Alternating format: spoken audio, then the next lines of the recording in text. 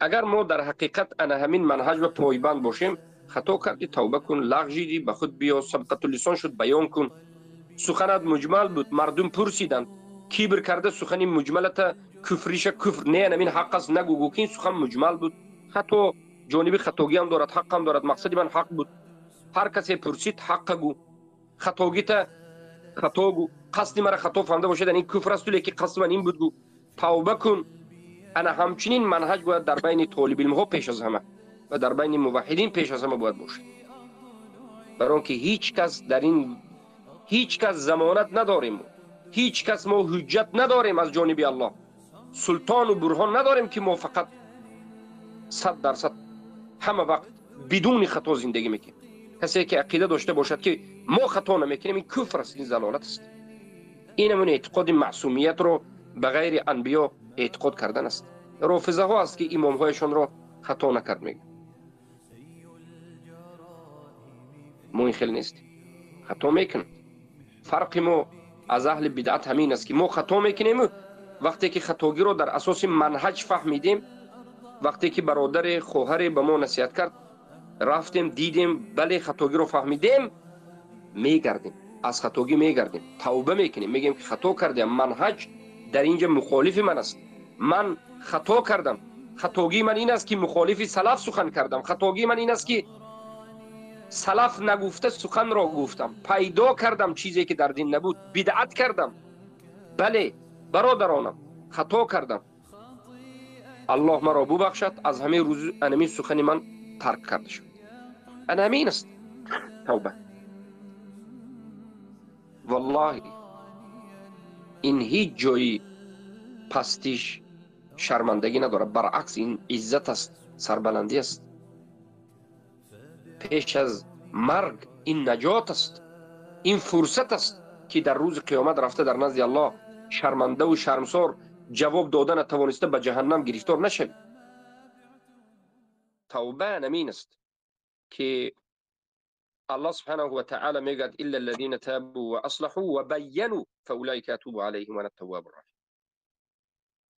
کسایی که گمراه شدند یا کفر کردند یا شرک کردند بال مضل شدند حالتشون بد است، بجز کسانی که تابوا توبه کردند و اصلحوا و اصلاح شدند و بینوا و بیان کردند، انا همینها رو ما میبخشیم. یعنی برای این که بخش انسانی که گمراه شده بود بخشیده شود، توبه، فقط توبه، حتما توبه کردم گوید تمام نیست، اصلحوا اصلاح شود، توبه کرد انا کنون نصرت طاغوت میداد، انا کنون نصرت اسلام میتید اگر توبه باشد، مثلا نصرت یگان ظلم میداد اکنون نصرت عدل میتید، نصرت خطا میداد اکنون نصرت حق میتید. و اصلحوا یعنی اصلاح میشه. و بینوا اگر مشکلیش در کتمان حق باشد، مشکلیش در گفتن باطل باشد، انکنون حق کتمان کرده را آشکار میکند و انکنون حقی که نمیگفت یا که باطل میگفت به جاش حق میگد. یعنی توبه اصلاح بیان است و الله سبحانه و تعالی بخشنده مهربان است. و الله سبحانه و تعالی به هر کسی که رحمتش را نازل کرده باشد، به رحمتش گرفته باشد، به او توبه را ارزانی میکنه، توبه را برایش آسان میکنه.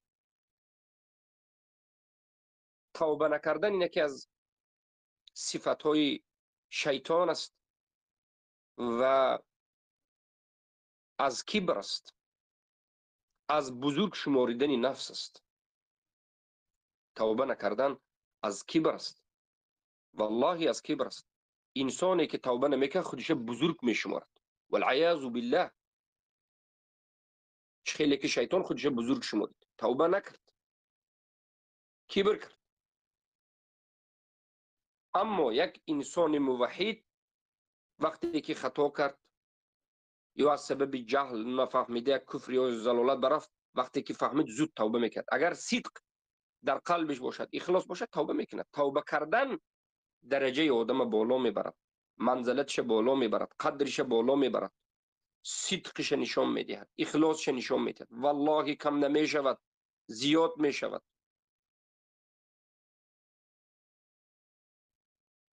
همین است صدق نمین است. خطا کردی باز میگردی. خوشا به حال این برادر الحمدلله که بازگشت. و همه ای کسانی که از برادرها هستند و خطا میکنند توبه کنید بازگردید پیش از مرگ. پیش از مرگ. و این چنین ما طالب علم ها خطا کردیم توبه میکنیم باز میگردیم. بی خطا آدم نیست. خطاها از خطا فرق دارد. قسمش کفر است و زلالت است و آدم کافر میکند، قسمش آدم فاسق میکند، قسمش آدم مثلا گناهگار میکند، قسمش مسائل اجتهادی و غیره. کدام نمودی خطا نباشد وقتی که فهمیدید که خطا است خواه از بزرگش خواه از کوچکش بازگرد. همین منهج باید در بین ما شده، باید بیدار شود، باید زنده شود. باید ما در اساس همین یک منهجی که پیامبر گفتند باید پیش رویم. کل بنی آدم خطا و خیر الخطائین التواب. همه فرزندان آدم خطاکار است، بهترین خطا کننده توبه کننده است. همه فرزندان آدم گناه کننده است، بهترین گناه کننده هم توبه کننده است. برای همین وقتی که خطا کردید، وقتی که توبه کردید، شرم داشتن، کبر کردن، این هلاک است. هلاکت انسان است. آدم هلاک میکند. آدم بدتر شرمنده تر میکند.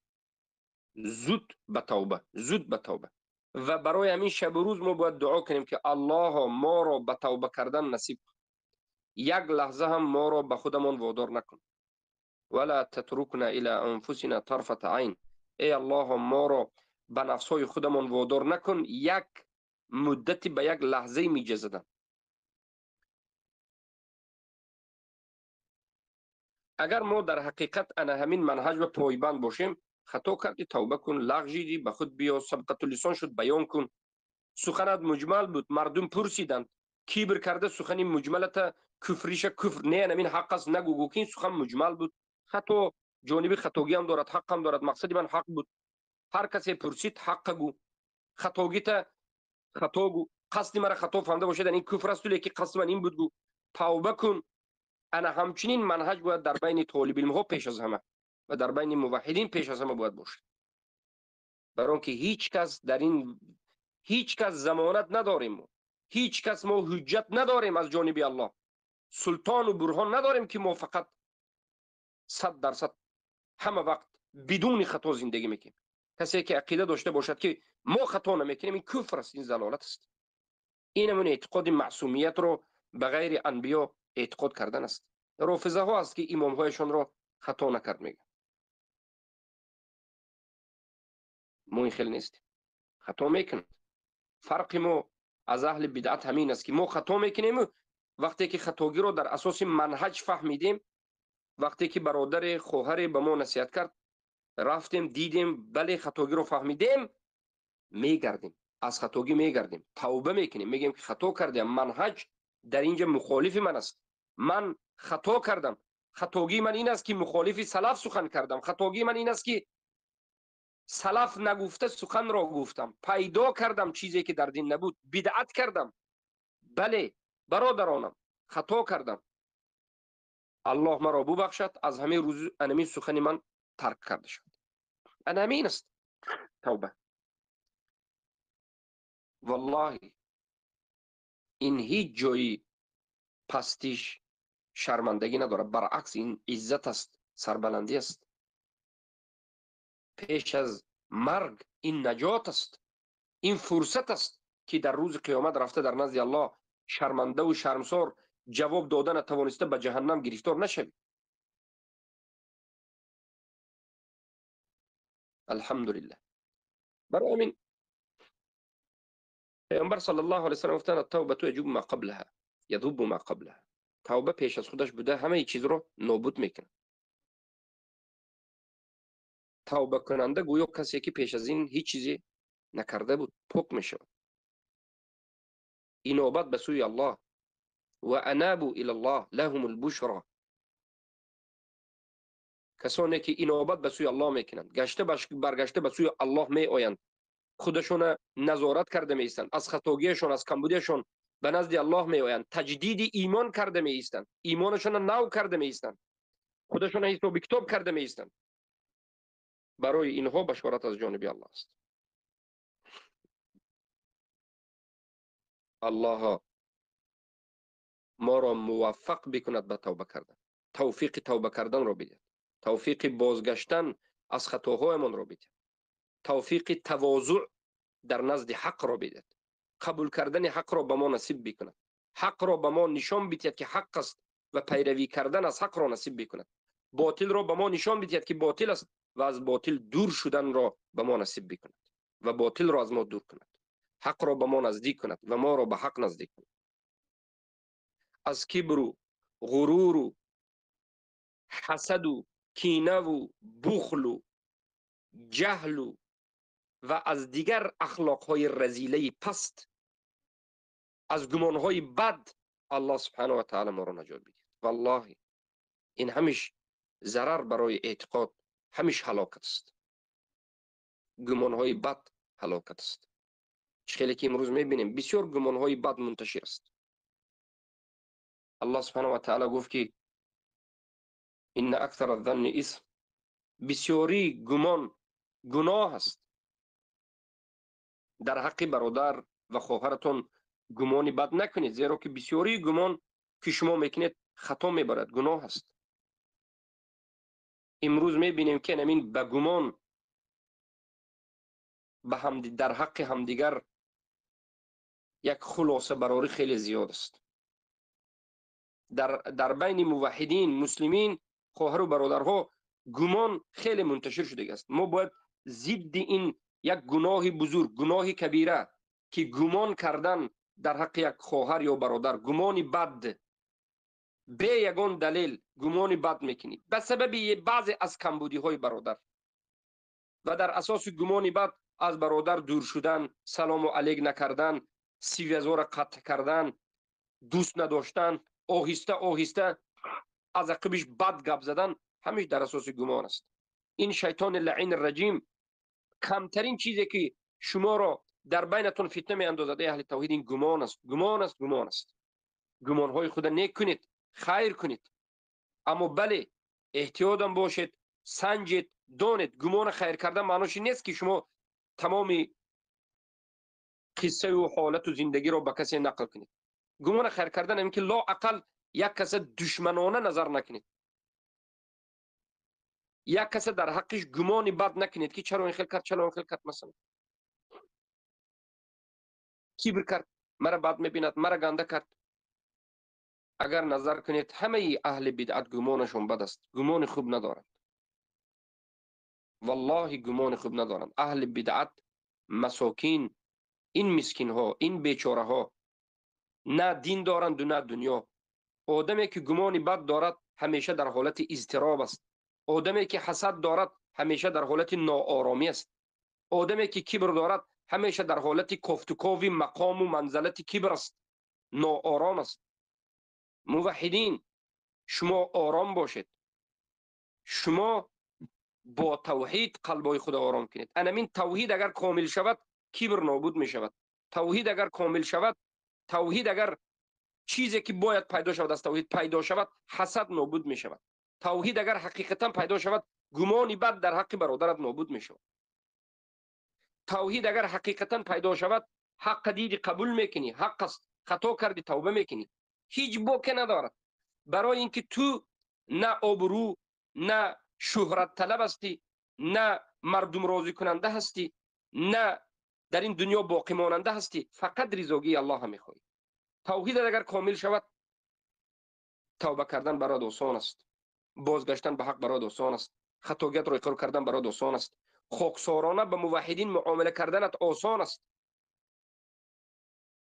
توحید اگر کامل شد، گمانهای بد از تو دور شدنش آسان است. قدر خودت و قدر برادرانت را دانستن برات آسان است. همه این به توحید وابستگی دارد. والله خلق حسن خلق، حسن خلق یعنی اخلاق حمیده، اخلاق زیبا و حمیده از توحید است. توحید چقدر کامل شد، همون قدر اخلاقت کامل میشد. اما یک نقطه است من اینجا میخوام بیان بکنم. در بالای سخن حق صادقانه ایستادن، ثابتانه ایستادن، به اهل بدعت شدید معامله کردن، سخت گرفتن و پیش راه اونها را داشتن، غضب کردن در رو بروی باطل مخالفت شریعت. این شما نگوید که این از اخلاق حمیده نیست، سختگیری یا قهر کردن. نه، این از اخلاق حمیده است. قهر و غضب در جای از جایها اخلاق حمیده به داخل میشه. قهر و غضب در رو بروی باطل، سخت گرفتن به کفار مشرکین، اینها از اخلاق حمیده، از سنت رسول الله، از سنت همه انبیاء و المرسلین است. پیامبر وقتی مخالف شریعت رو میدیدن غضب میکردن، چشمانشان سرخ میشد، صدایشان بلند میشد، بے پروا و بی‌طرف نمی نشستند. خیلی که درباره دروغ صحبت کردند از جایشان خسته صحبت کردند. برای پیامبر صلی الله علیه و سلم این مسائل جدی بود، جدی صحبت میکردند، بے پروا نکرده مخالفت شریعت شود هم نگاه کرده نمی ایستادند. صحابگان از پیامبر صلی الله علیه و سلم این چنین همین چیز تعلیم گرفتند. من رأى منكم منكرا فليغيره بيده فإن لم تستطع فبلسانه فإن لم يستطع فبلسانه فإن لم يستطع فبقلبه وذلك ضعف الإيمان. مخالفت منکری را که مخالف شریعت است وقتی میدیدند به دست خود دیگر میکردند، به زبان خود دیگر میکردند و کمترین درجه اگر قدرت نداشته باشند به قلب خود بد میدیدند، بی‌طرف نمیشدند، سکوت نمیکردند. انا این است ایمان، انا این است توحید.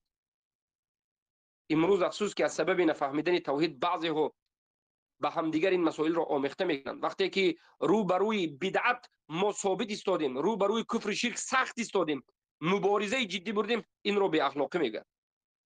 وقتی که با برادران موحد خود خاکساری کردیم، تواضع کردیم، این را تملق کاری میگویند.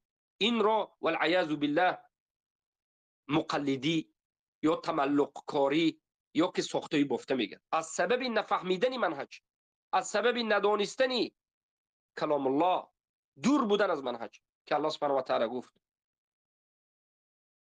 فسوف یأتی الله بقوم يحبهم ويحبونه أذلة على المؤمنين أعزة على الكافرين يجاهدون في سبيل الله ولا يخافون لومة لائم. یک قسمی از شما اگر مرتد شدید، از دین بر آمدید، به جای شما الله دیگر آدم ها را میبرد. یک قسمی از شما شهرت طلب و این و آن و مرتد شدید، و من یرتد منکم عن دینی، کسی از شما قسمی از شما مرتد شدید، از دین بازگشتید، بر آمدید، به جای شما الله دیگر قوم میبرد که الله دوست می‌دارند، الله هم اونها را دوست می‌دارد، صادقین هستند، مؤمنین هستند، موحدین هستند و علامتشان این است که خاکسار و متواضع و مهربان به مؤمنین و موحدین و سخت گیرندگان به کفار مشرکین. محمد رسول الله والذین معه اشداء علی الكفار رحماء بینهم. محمد رسول الله است، اونانی که همراه او هستند، صحابگانش رضی الله عنهم اجمعین، سخت گیرندگان به کفار و مهربان و رحمگین بین هم دیگر.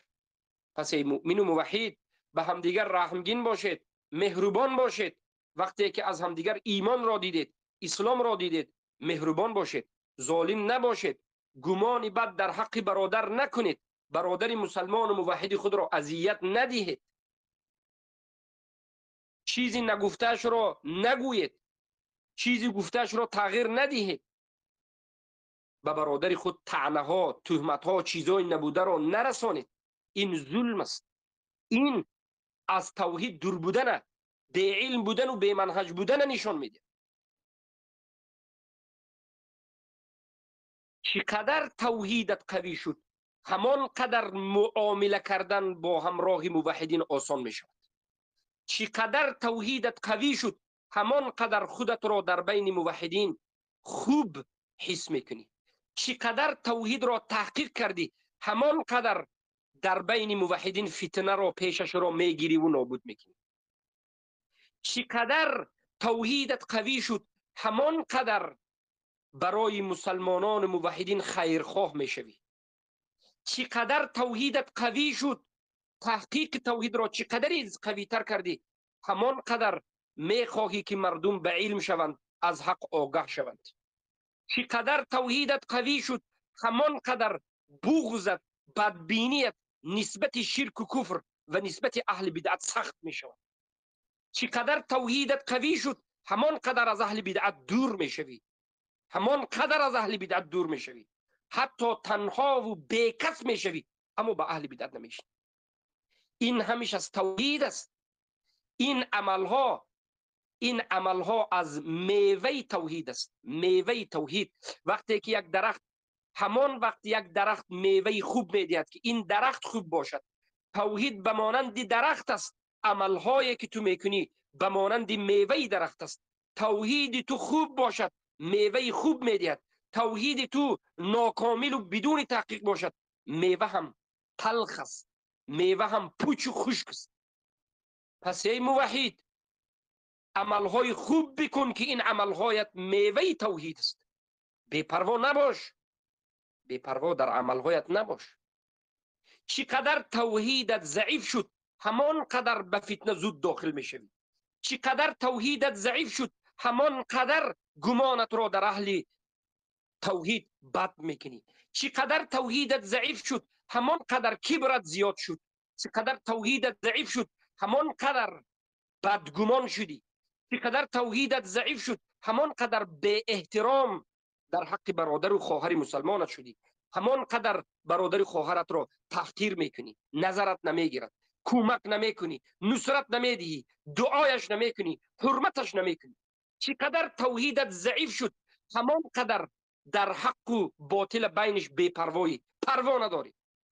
چقدر توحیدت ضعیف شد، همان قدر میروی همراه کفار و مشرکین نشست، همان قدر میروی همراه اهل بدعت نشست و صحبت و برادری داری. این دلالت به ضعیفی توحید آهسته آهسته رفته حتی به نابودی توحید میکند. وقتی که رفتی به کفار موالات کردی، توحیدت نابود شد. انا من عمل تو ای موحد نشان دهنده توحید تو است. پس ای موحد کوشا باش، حریص باش، حریص باش. گمانهای بد ترک کن، برادر رنجاندن ترک کن، دوستی و مستحکم کن، عوف بخشیدن یاد بگیر. برادری مسلمانم، برادری مسلمانت را ببخش، خواهر مسلمانت را ببخش. ای زنی موحد شوهر مسلمانت را ببخش، ای مرد موحد زنی موحدت را ببخش، فرزندای مسلمانت را ببخش، گرد اطرافت مسلمان ها را ببخش. بیکمبودی انسان نیست. صدقه دهنده باش، خیرخواه باش، همه این مهربانیت را بر مسلمان کن. دور باش از اهل بدعت و ضلالت، سخت گیرنده به اونها باش، کمک کننده اونها نباش که به زیر لعنت الله واقع میشوی. انا این است میوه توحید. اما امروز ما میبینیم دعوا کنندگان توحید را، کسانی که فریاد و داد از توحید میکشند، نه محبت توحیدی دارند، نه موالات توحیدی دارند، نه اخلاق و حسن خلق توحیدی دارند، نه مهربانی توحیدی دارند، نه دوشوی از اهل بدعت توحیدی دارند. پروای هیچ کسی را ندارند. غیر از خواست خودشان دیگر کار را نمیکنند. خواست خود یعنی نفس خود. پس اینها در توحید مشکلی دارند. اینها حالا نفسشان تابعی آورده رسول الله نشد، تا به حال نفسشان را زیر قرآن خم نکردند. اینها نفس پرستانند، از به خاطر نفس پرستی متکبرند، به خاطر نفس پرستی دروغگویند، به خاطر نفس پرستی منافقند، به خاطر نفس خود مؤمن موحدین میرنجانند، به خاطر نفس خود دروغگویند، نمامند، خبرکشند و بین موحدین فتنگرند. به خاطر نفس پرستی، به خاطر اینکه نفسشون از همه چیز بالا میدن، توبه نکردند، اما فکر میکنند که با همین راه آبرویشان را حفظ میکنند. والله والله آبرویت این چونین حفظ نمیشود. الله به این چونین منهجی که تو گرفتی تو را خوار میکنه، یا در این دنیا یا در آخرت. هم در این دنیا و آخرت چه خیلی که دیده شد. صادق باش.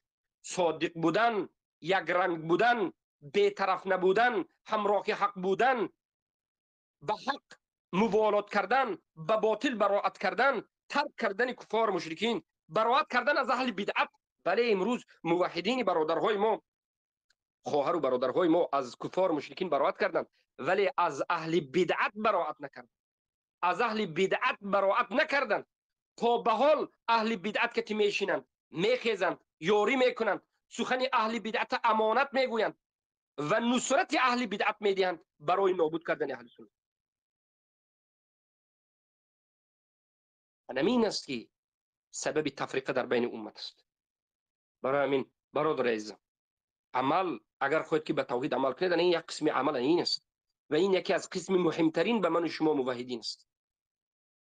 قسم مهمترین انمین است. بعد از اینکه یکتاپرست شدی، موحد شدی، همه مسئله را فهمیدی، انکنون اصلاح در بین موحدین باید شروع شود. اصلاح موحدین، معامله به همدیگر، مهربانی به همدیگر، بخشیدن همدیگر، گمان نیک کردن به همدیگر، دعا کردن به همدیگر، نصیحت کردن همدیگر. حفظكم الله ورعاكم. الله همه شما را حفظ بکند. السلام علیکم و رحمت الله و برکاته.